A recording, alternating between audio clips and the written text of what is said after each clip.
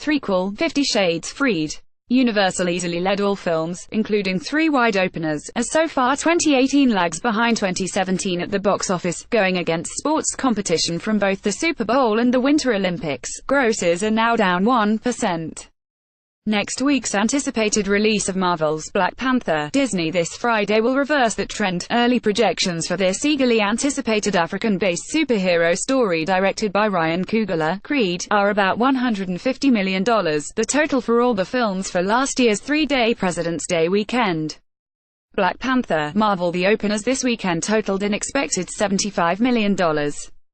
They represent 3 distinctive strains of main studio products these days: a franchise sequel, 50 Shades Freed, a hybrid animated action feature, Peter Rabbit, and a true-life heroic action dramatic reenactment, The 1517 to Paris. Disconcertingly, last year's 3 similar titles totaled $55 million more, the Lego Batman movie, at $53 million, more than double, Peter Rabbit, the second, 5th Shades, installment $47 million, and the action sequel, John Wick Chapter 2, $30 million opening, more than double, 1517. Among this year's entries, 50 Shades Freed is the most understandable drop. The third time out for a more niche entry like this, even a finale, does well to only drop 17%. Universal has handled this trilogy released in just over 2 years quite well in terms of economy. This one cost $50 million. Based on initial stronger foreign returns, it likely will end up between $250,000 to $300 million worldwide.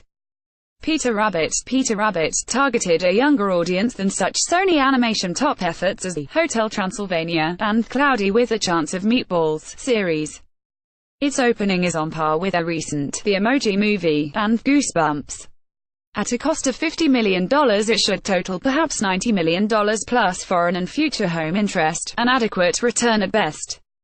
Its cost was about $33 million less than Lego Batman, and didn't come with the double franchise combo that gave last year's same weekend animated release more pop. After the disappointing response to the critically acclaimed Paddington 2, this mediocre performance suggests that animals mixing with humans in British settings isn't a major draw at the moment. The 1517 to Paris was burdened by a title that might have confused some. Less than favorable reviews, though. The New York Times was a near rave, but more than anything a lack of stars. Clint Eastwood went rogue with the radical stunt casting of the actual 3 military heroes who stopped a terror attack on a train. The $12.6 million opening total is only a little more than a third better than his most recent film, Sully, which starred Tom Hanks as another real-life hero. What would Sully have done had the pilot played himself and other actual participants done the same?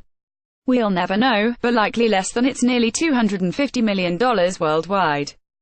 The 1517 to Paris Warner Bros. Screen capped the initial number seems more of an anomaly for Eastwood after Sully and the massive American Sniper. But it actually is of a piece with his previous titles, Jersey Boys, Invictus, Hereafter, J. Edgar, all made after most popular film, Gran Torino. 9 years later at 87, Eastwood has nothing left to prove, though he still hasn't won an acting Oscar. But 1517 might put some pressure on him to get back to recent form. Despite characters in their 20s, Eastwood's 1517 drew an audience reported by Warner's as 57% over 50, an almost unheard of total, and only 13% under 25. This isn't shocking for someone whose young adulthood included military service during the Korean War. Early movie roles at the same year, Elvis Presley broke out and directed his first film before anyone had heard of Watergate. But that kind of draw won't sustain many further films. Surprisingly, 51% of the audience was female. The top 10 won. 50 Shades Freed. Universal New Cinema Score B. Metacritic Est. Budget $55 million, $38,806,000 in 3,768 theaters. PTA per theater average $10,299,000. Cumulative $38,806,000. 2. Peter Rabbit. Sony New Cinema Score A. Metacritic 51 Est. Budget $50 million, $25 million in 3,725 theaters. PTA $6,711. Cumulative $25 million. 3. The 1517 to Paris. Warner Brothers.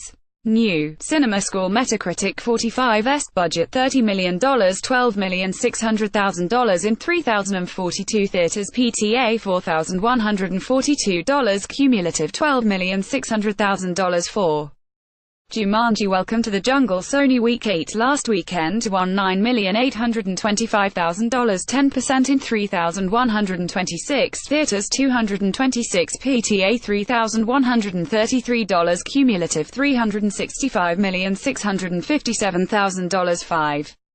The Greatest Showman 20th Century Fox Week 8 last weekend for $6,400,000, 17% in 2,373 theaters. 215 PTA $2,697 cumulative, $146,536,000. 6.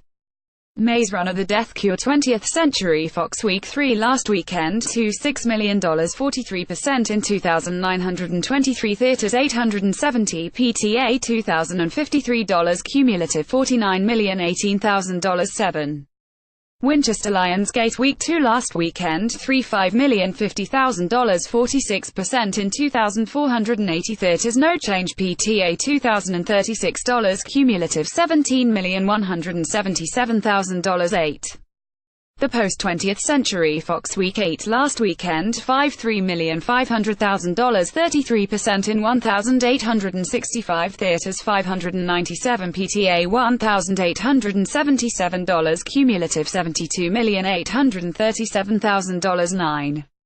The Shape of Water Fox Searchlight Week 11 last weekend, $93 million, 33% in 1,780 theaters. 561 PTA $1,685 cumulative, $49,766,000. 10. Den of Thieves STX Week 4 last weekend, $82,870,000, 37% in 1,468 theaters. 644 PTA $1,955 cumulative, $40,951,000. Holdovers: Jumanji: Welcome to the Jungle dropped a measly 11% and now could actually outgross Wonder Woman in the US. It is already ahead worldwide. The Greatest Showman fell just 17% and could reach $175 million domestic. The 2017 films still doing well, including Oscar contenders, will soon end their runs before long, and this don't look like they'll be around. That makes the successor of Black Panther even more anxiously awaited.